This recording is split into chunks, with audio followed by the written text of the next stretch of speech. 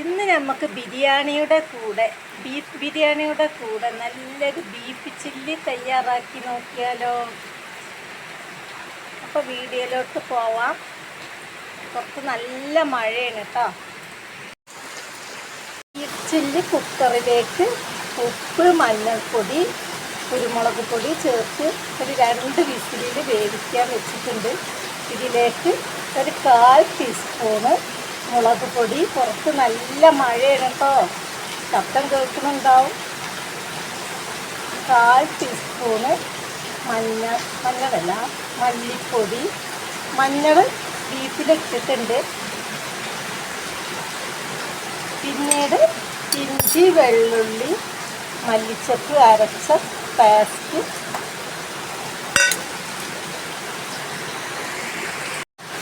വളരെ കുറച്ച് ഗരം മസാലപ്പൊടി, എല്ലാ ആവശ്യത്തിനും മതി.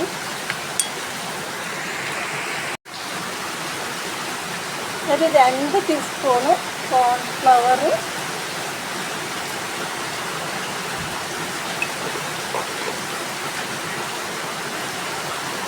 എല്ലാവർക്കും മഴ ഉണ്ടല്ലോ അല്ലേ.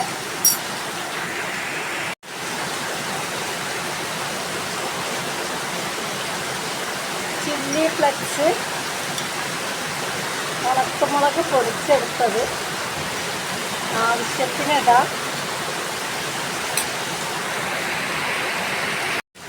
ബീഫിൽ ഉപ്പിട്ടിട്ടുണ്ട്, അപ്പോൾ വളരെ കുറച്ച് ഉപ്പ് ചേർക്കാം. ബീഫല്ലാതെ ഒരു 2 വിസിലിൽ വേവിച്ചെടുത്തിട്ടുണ്ട്. ഒരു രക്ഷയില്ലാത്ത രുചിയാണ് കേട്ടോ ഈ ഒരു ബീഫ് ചില്ലി.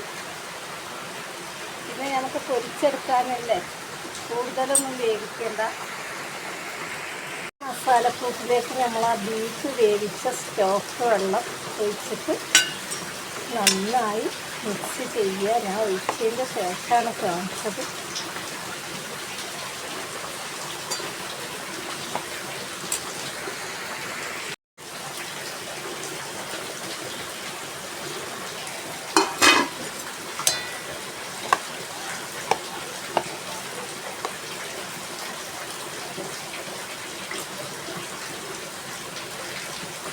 കൈ വെച്ച് നന്നായി മിക്സാക്കിയിട്ട് നമുക്ക് പൊരിച്ചിട്ട് നന്നായി മിക്സാക്കിയിട്ട് പൊരിച്ചെടുക്കാം. ഗ്യാസിലൊരു പാൻ വെച്ച് നമ്മൾ എണ്ണ ഒഴിച്ചെടുത്തിട്ടുണ്ട്. സൺഫ്ലവർ നന്നായി ചൂടായതിൻ്റെ ശേഷം നമുക്ക് ബീഫ് ഇതിലേക്ക് ഇട്ട് കൊടുക്കാം.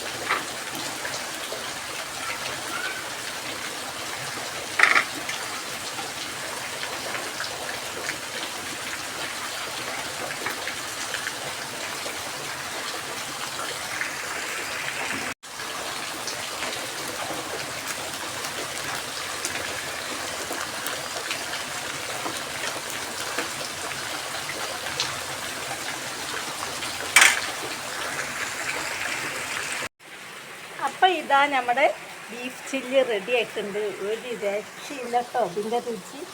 ഇതാ നമുക്ക് കഴിച്ച് നോക്കാം. ഇതാ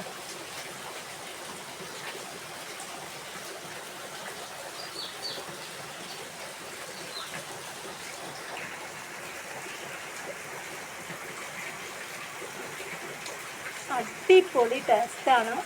നമുക്ക് ബിരിയാണീൻ്റെ കൂടെ കഴിക്കാം.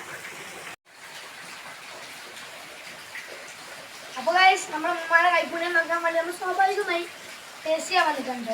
അപ്പോൾ ഇന്നത്തെ ഡിഷ് പറയുന്നത് ഇതെൻ്റെ ബിരിയാണി ഉണ്ട്, അല്ല മാങ്ങച്ചാറ്, പുതിന ചമ്മന്തി, പിന്നെ നമ്മളെ ബീഫ് ചില്ലി. ഫസ്റ്റ് ഞാൻ ബീഫ് ചില്ലി തുടങ്ങാം.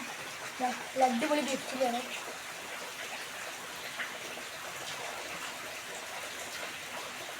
എങ്ങനെ ഫുള്ള് പുകയാണ്. എങ്ങനെയുണ്ട് സിധു? അടിപൊളിയാണ്. ഇഷ്ടമായോ? നല്ല ചൂടുണ്ട് കേട്ടോ. നല്ല ചൂടോടെ കഴിക്കണം. നല്ല നെയ്യില്ല ബീഫല്ലേ. കുറച്ച് പൊതിനെ സംബന്ധിച്ചിരിക്കും കാണിച്ചല്ലോ. അടുപ്പ ഇട്ടിട്ട് കുടിക്കാം.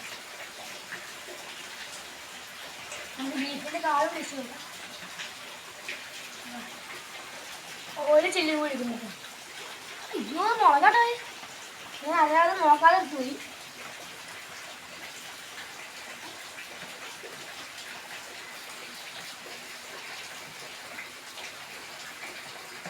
പിന്നെ ലൈക്കും ഷെയറും സബ്സ്ക്രൈബും ചെയ്യാൻ മറക്കരുത് കേട്ടോ. ആ ബെൽ ബട്ടനൊക്കെ അടിച്ചു പൊട്ടിച്ചാലും.